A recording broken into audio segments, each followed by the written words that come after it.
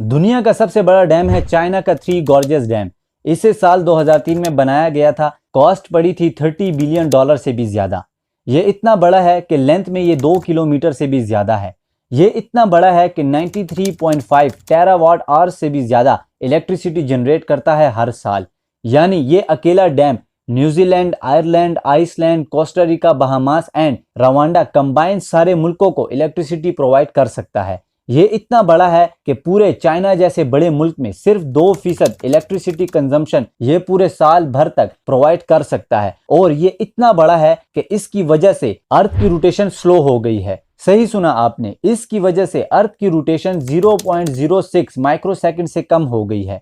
Reason इसके पीछे बड़ा सिंपल है। आपने स्कूल में भी पढ़ा होगा मूवमेंट ऑफ इनर्शिया। अगर आप एक पैर पर खड़े होकर गोल गोल घूमते हैं अपने हाथ अंदर करके, जब आप अपने हाथ बाहर करेंगे तो आपकी घूमने की स्पीड कम पड़ जाएगी। यही सेम लॉजिक है इस डैम के लिए भी। इस डैम ने इतना सारा पानी इस जमीन की सरफेस से थोड़ा ऊपर उठाकर रख दिया है। वीडियो इंफॉर्मेटिव लगी हो तो सब्सक्राइब का बटन दबाइए। मिलते हैं अगली एक ऐसी ही वीडियो के साथ। तब तक के लिए अपना ख्याल रखिएगा। अल्लाह हाफिज।